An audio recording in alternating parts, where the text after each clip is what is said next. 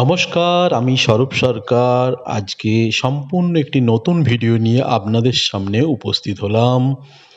হাওড়া জেলার বাগনান থানার নুনটিয়ার যুগের প্রতীকের আজ ছিল রক্তদান শিবির, অর্থাৎ আজ রক্তদান শিবিরের আয়োজন করা হয়েছিল এবং সেখানে রক্তদান শিবির সম্পর্কে জেনে নিন কিছু কথা।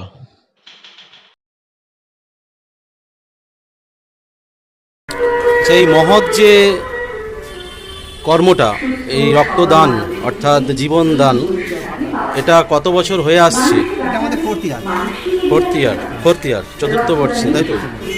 আচ্ছা, মোটামুটি বিগত বছরের একটা ভালো এখানে রক্তদান করেছেন বহু মানুষ, আমি যতদূর জানি প্রায় 86 থেকে 85 জন, প্রায় 100-র কাছাকাছি। তো এইবারেও একটা নাম নথিভুক্ত করেছে মোটামুটি কতজন, মানে এই ইতিমধ্যে মোটামুটি ধরে নিন 20-25 জন নাম দিয়েছে রানিং অবস্থায়, আরও আসবে আশা করা যায়, ওটা 100 পৌঁছাবে আশা করা যায়।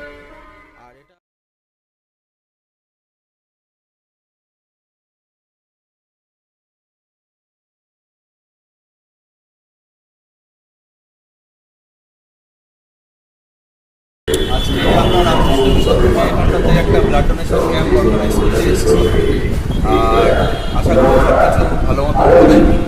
ব্লাড উদ্যোক্তাদের অনেক অনেক ধন্যবাদ, আর দেখা যাক আমরা আশায় ভালো যাতে হয়।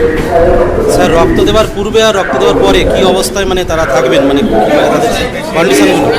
পেশেন্টের বয়স হতে হবে 18 থেকে 60 বছরের মধ্যে, ওজন 60 কেজি বা তার থেকে বেশি হলে ভালো হয়। হেলদি অ্যাডাল্ট পার্সন প্রয়োজন। হিমোগ্লোবিন অবশ্যই 12 বা তার থেকে বেশি হলে পরে ভালো হয়। আর পেশেন্ট যাতে বাড়ির থেকে সুস্থ অবস্থায় আসে, কোনো শারীরিক অসুস্থতা নিয়ে না আসে, ব্লাড প্রেশার যাতে কন্ট্রোলের মধ্যে থাকে।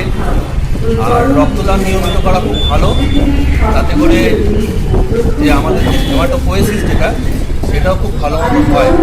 তার জন্য আমরা সবসময় প্রমোট করি, আর এতে করে মানুষের প্রয়োজনে মানুষের পাশে দাঁড়ানো যায়। তা আশা করা যায় সব কিছু ভালো। এজ লিমিটেশনটা কি আছে? 18 to 60। 18 থেকে 60। 18 থেকে 60। Thank you sir.